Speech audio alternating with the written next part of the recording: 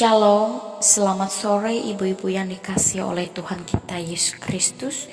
Firman Tuhan yang menjadi dasar perenungan untuk kita pada saat ini terambil dari Wahyu pasal 19 ayat 9 sampai dengan ayat yang ke-10. Namun sebelum kita bersama membaca merenungkan firman Tuhan, mari kita bersatu dalam doa. Kita berdoa.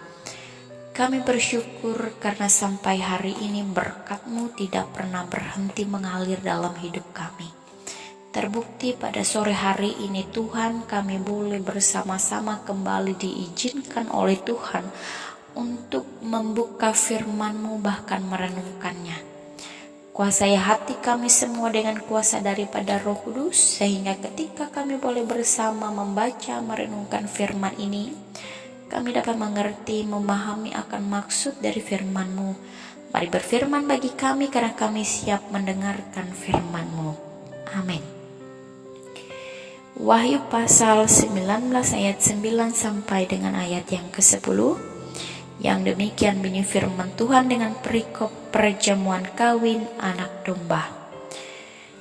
Lalu ia berkata kepadaku, tuliskanlah, berbahagialah mereka yang diundang ke perjamuan kawin anak domba.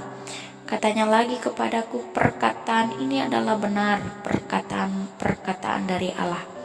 Maka tersungkurlah aku di depan kakinya untuk menyembah Dia. Tetapi ia berkata kepadaku, janganlah berbuat demikian. Aku adalah hamba, sama dengan engkau dan saudara-saudaramu yang memiliki kesaksian Yesus.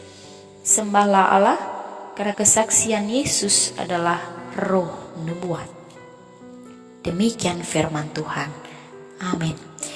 Ibu-ibu yang dikasihi oleh Tuhan kita Yesus Kristus, apa respon kita ketika kita mendapat sebuah undangan dari orang lain?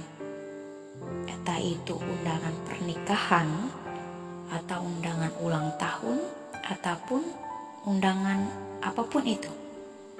Ibu-ibu yang dikasihi oleh Tuhan kita Yesus Kristus, tentu respon kita ketika kita mendapatkan undangan dari orang lain adalah kita mengucapkan terima kasih kepada yang memberikan undangan kepada kita itu. Pada hari ini nas kita di bawah judul perikop perjamuan kawin anak domba. Ibu-ibu yang dikasihi oleh Tuhan kita Yesus Kristus, sebelum kita masuk dalam perenungan firman Tuhan dan memudahkan kita untuk memahami firman pada saat ini, saya ingin mengajak kita melihat latar belakang dari nas ini.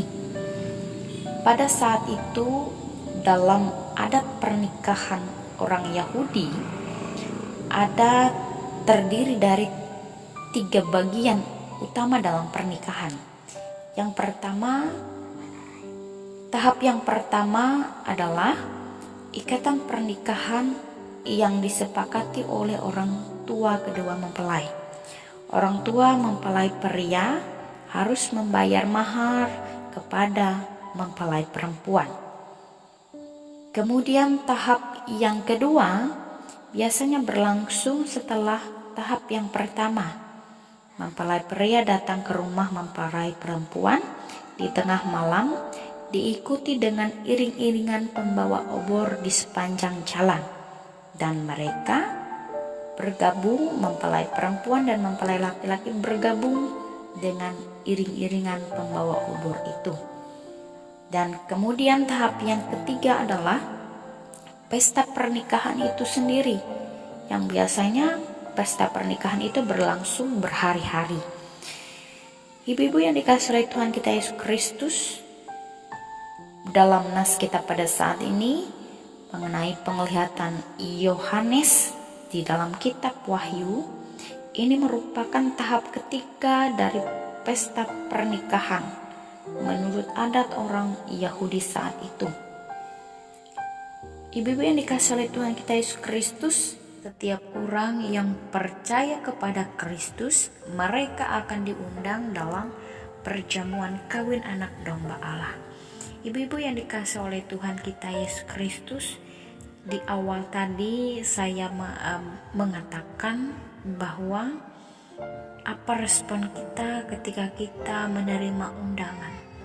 Tentu respon yang kita berikan adalah kita mengucapkan terima kasih kepada orang yang memberikan undangan kepada kita. Pada saat ini berdasarkan firman Tuhan, ayat 9 mengatakan, berbahagialah mereka yang diundang di perjamuan kawin anak domba. Dan pada hari ini firman Tuhan bersama-sama ingin membawa dan mengajak kita dalam satu perenungan bahwa kita semua telah diundang oleh Allah untuk bersama-sama merayakan perjamuan kawin anak domba Allah itu, dan sebagai rasa ucapan syukur bahagia kita sebagai orang yang telah diundang oleh Allah adalah bagaimana kita menjaga kekudusan hidup kita di tengah-tengah dunia ini. Pada saat ini mungkin kita adalah manusia yang penuh dengan dosa dan salah. Setiap saat, setiap waktu kita sering melakukan salah dan dosa. Tetapi kita percaya bahwa di tengah kelemahan yang kita miliki, ketika kita menyerahkan hidup kita kepada Tuhan, maka Tuhan akan memampukan kita untuk senantiasa dapat menjaga kekudusan hidup kita sebagai orang percaya di saat ini. Sehingga itu merupakan sebagai respon bagaimana kita menyambut undangan yang diberikan Tuhan Allah kepada kita. Tuhan memberkati kita semua dengan firman-Nya. Amin.